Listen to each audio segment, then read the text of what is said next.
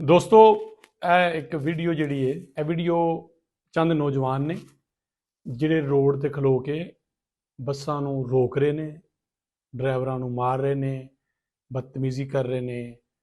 ਇੱਕ ਪੂਰਾ ਗਰੁੱਪ ਬਣਾਇਆ, ਮੁxtਲਿਫ ਨਾਮ ਆ ਰਹੇ ਨੇ। ਕੋਈ ਕਹਿੰਦਾ ਹੈ ਆਪਣੇ ਆਪ ਨੂੰ ATI ਦਾ ਕਹਿੰਦੇ ਸਨ, ਕੋਈ ਕਹਿੰਦੇ ਨੇ ਇਹ ਆਪਣੇ ਆਪ ਨੂੰ MSF ਦਾ ਕਹਿੰਦੇ ਸਨ। ਬਹਰਹਾਲ ਉਹ ਚੂੰਕਿ ਇਹ ਵੱਡੀਆਂ ਤਨਜ਼ੀਮਾਂ ਨੇ, ਮੈਨੂੰ ਨਹੀਂ ਲੱਗਦਾ ਕਿ ਇਹਨਾਂ ਤਨਜ਼ੀਮਾਂ 'ਚ ਹੁਣ ਇਹੋ ਜਿਹੇ ਅਨਾਸਰ ਆਏ ਨੇ ਕਿ ਜਿਹੜੇ ਰੋਡਾਂ ਤੇ ਜਾ ਕੇ ਇਸ ਤਰ੍ਹਾਂ ਕਰਨ।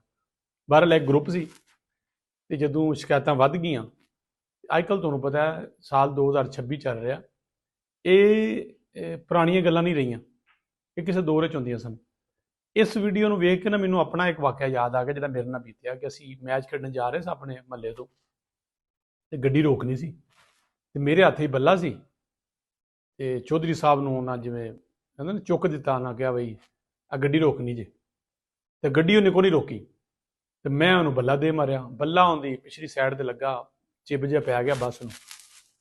ਉਹਨਾਂ ਜਨਾਬ ਬੱਸ ਰੋਕ ਲਈ। ਬੱਸ ਰੋਕ ਕੇ ਤੁਹਾਨੂੰ ਪਤਾ ਇੱਕ ਡਰਾਈਵਰ ਹੁੰਦਾ ਨਾਲ, ਵੱਡੀ ਬੱਸ 'ਚ 2-3 ਉਹਦੇ ਹੈਲਪਰ ਹੁੰਦੇ ਨੇ। ਉਹ ਜਦੋਂ ਮੇਰੇ ਵੱਲ ਦੌੜੇ ਤੇ ਮੈਂ ਦੌੜਿਆ ਨਹੀਂ, ਖਲੋਤਾ ਰਿਹਾ। ਮੈਂ ਕਿਹਾ ਮੇਰੇ ਨਾਲ ਪਿੱਛੇ ਜ਼ਾਰੀ ਗੱਲ ਹੈ ਕੋਈ 15-20 ਮੁੰਡੇ ਨੇ ਜਿਹੜੇ ਅਸੀਂ ਮੈਚ ਖੇਡਣ ਜਾ ਰਹੇ।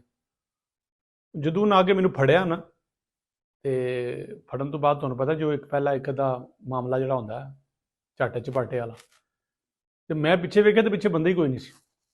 ਇਹ ਮੇਰੇ ਨਾਲ ਬੀਤੀ। ਬਹਰਹਾਲ ਉਹ ਮੇਰਾ ਆਖਰੀ ਵਕਤ ਸੀ, ਉਸ ਤੋਂ ਬਾਅਦ ਮੈਂ ਕਦੀ ਇਹੋ ਜਿਹੀ ਹਰਕਤ ਨਹੀਂ ਕੀਤੀ। ਮੈਨੂੰ ਅੰਦਾਜ਼ਾ ਹੋ ਗਿਆ ਕਿ ਬੜੀ ਗਲਤ ਹਰਕਤ। ਸ਼ਿਕਾਇਤ ਘਰ ਵੀ ਗਈ, ਘਰੋਂ ਵੀ ਅੱਛੀ ਖਾਸੀ ਕਲਾਸ ਹੋ ਗਈ। ਇਹ ਕੰਮ ਉਹੀ ਹੋਇਆ। ਬਹਰਹਾਲ ਪੁਲਿਸ ਹਰਕਤ 'ਚ ਆਈ ਜਨਾਬ। ਇਹ ਜਿਹੜੇ ਉੱਥੇ ਦੇ ਜਨਰੇਸ਼ਨ Z ਜਿਹੜੀ ਹੈ, ਔਰ ਨਵਾਂ ਗਰੁੱਪ ਡਿਵੈਲਪ ਹੋ ਰਿਹਾ ਸੀ, ਇਹਨਾਂ ਜਨਾਬ ਉਹਨਾਂ ਥਾਣੇ ਲਿਆਂਦਾ। ਥਾਣੇ ਲਿਆ ਕੇ ਪਹਿਲਾਂ ਤਾਂ ਸੌਫਟਵੇਅਰ ਅਪਡੇਟ ਕੀਤਾ, ਫਿਰ ਇਹ ਵੀਡੀਓ ਵੇਖ ਲਓ, ਟਿੰਡਾਂ ਵੇਖ ਲਓ ਕੈਸੀਆਂ ਬਰਾਬਰ ਕਰਕੇ ਜਨਾਬ ਇੱਕ ਜੈਸੀਆਂ, ਬੰਦਾ ਕਹਿੰਦਾ ਨਾ ਇੱਕੋ ਉਸਤਰੇ ਨਾਲ ਕੀਤੀਆਂ, ਦੂਜੇ ਲੋੜ ਹੀ ਨਹੀਂ ਪਈ ਦੂਜਾ ਬਲੇਡ ਲਾਉਣ ਦੀ।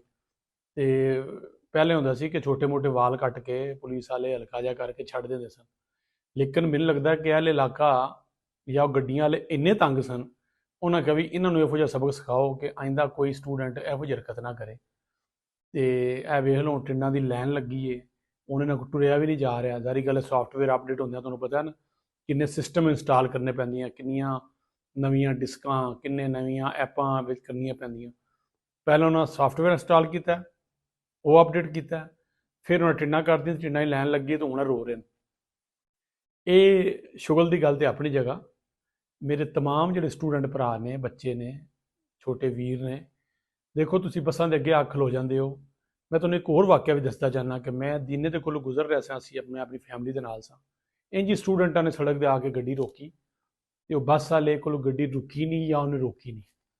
ਇੱਕ ਮੁੰਡਾ ਥੱਲੇ ਆ ਕੇ ਅੱਖਾਂ ਦੇ ਵੇਖਦੇ ਵੇਖਦੇ ਸਾਡੇ ਉਹ ਜਾਂਦਾ ਰਿਹਾ ਜਾਣ ਤੋਂ, ਕਿਉਂਕਿ ਉਹ ਥੱਲੇ ਆ ਗਿਆ ਸੈਂਟਰ 'ਚ, ਤੇ ਗੱਡੀ ਦੇ ਬਿਲਕੁਲ ਸੈਂਟਰ 'ਚ ਆਇਆ। ਤੇ ਗੱਡੀ ਦੀ ਸਪੀਡ ਮੇਰੀ 70-80 ਸੀ, ਤੇ ਉਹਦੀ ਵੀ ਇੰਨੀ ਕੁ ਹੋਣੀ ਹੈ।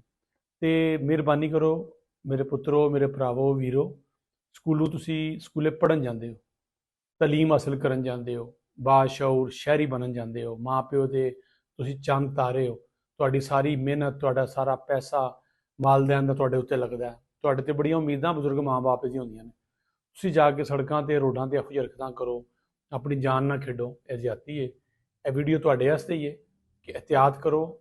ਜਾਨ ਤੋਂ ਜਾਓਗੇ, ਜਾਨ ਤੋਂ ਨਹੀਂ ਜਾਓਗੇ ਤੇ ਹੁਣ ਚੁੱਕੇ ਹਰ ਸ਼ਾ ਕੈਮਰੇ 'ਚ ਆ ਜਾਂਦੀ ਹੈ, ਤੇ ਭਾਈ ਸਿਸਟਮ ਅਪਡੇਟ ਹੋ ਜਾਏਗਾ। ਤੇ ਸਿਸਟਮ ਇਹੋ ਜਿਹਾ ਅਪਡੇਟ ਹੈ, ਵੇਖੋ ਨਾ ਕਿੱਥੇ ਤੁਸੀਂ ਸੋਹਣੇ ਸੋਹਣੇ ਬਣ ਕੇ ਫਿਰ ਰਹੇ ਹੋ, ਕਿੱਥੇ ਤੁਸੀਂ ਟਿੰਡਾਂ ਲਈ ਫਿਰਦੇ ਹੋ।